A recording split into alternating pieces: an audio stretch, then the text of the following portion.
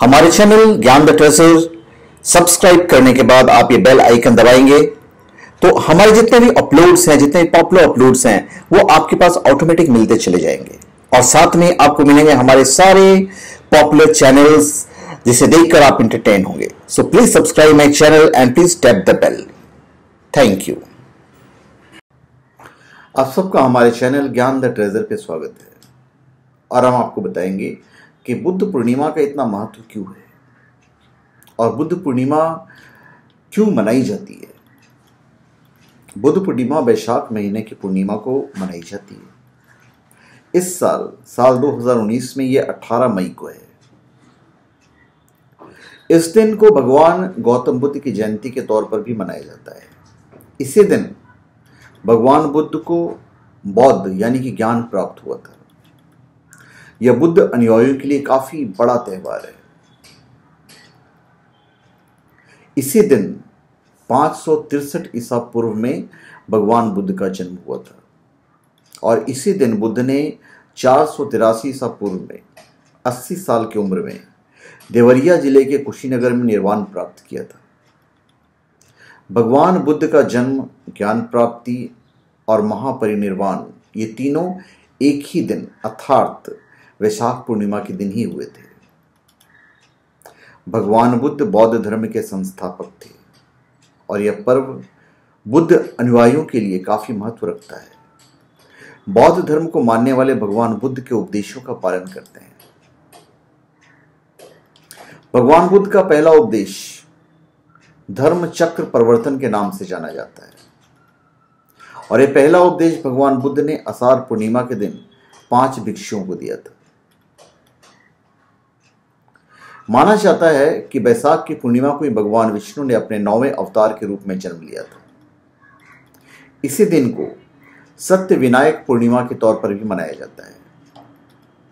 मान्यता है कि आज के दिन भगवान श्री कृष्ण के बचपन के दोस्त सुदामा गरीबी को दिनों में उनसे मिलने पहुंचे थे। तो इसी दौरान जब दोनों दोस्त साथ बैठे तब भगवान श्री कृष्ण ने सुदामा को सत्य विनायक व्रत का विधान बताया था और सुदामा ने इस व्रत को विधिवत किया और उनकी गरीबी नष्ट हो गई। इस दिन धर्मराज की पूजा करने की भी मान्यता है।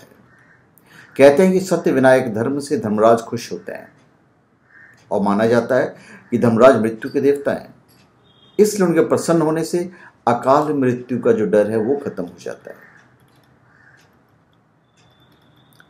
भगवान बुद्ध ने समाज में मौजूद घोर आडंबर, पशु और नरबली वैदिक कर्म कांडों का विरोध किया था और बुद्ध ने मानव कल्याण का उपदेश दिया था। श्रीलंका में वैशाख उत्सव के रूप में इसे मनाया जाता है, जो वैशाख शब्द का अपभ्रंश है और इस दिन वहां पर बौद्ध घरों में दीपक जलाए जाते हैं और फूलों से घर को सजाया जाता है। दुनिया भर से बौद्ध धर्म के अनुयायी बोध गया आते हैं और प्रार्थनाएं करते हैं। तो इसका महत्व इतना ज्यादा है। हिंदू में वैसे तो हर महीने की पूर्णिमा भगवान विष्णु को समर्पित होती है। इस दिन तीर्थ स्थलों में गंगा स्नान का लाभ बताया गया है, इसे पापनाशक बताया गया है, लेकिन वैशाख पूर्णिमा का अपना अलग महत्व है। इसका कारण यह बताया जाता है कि इस माह होने वाले पूर्णिमा को सूर्य अपनी उच्च राशि मेष में और चांद भी अपने उच्च राशि तुला में होता है। कहते हैं कि बुद्ध पूर्णिमा के दिन लिया गया स्नान कई जन्मों के पापों का नाश करता है, यही का बताया जाता है।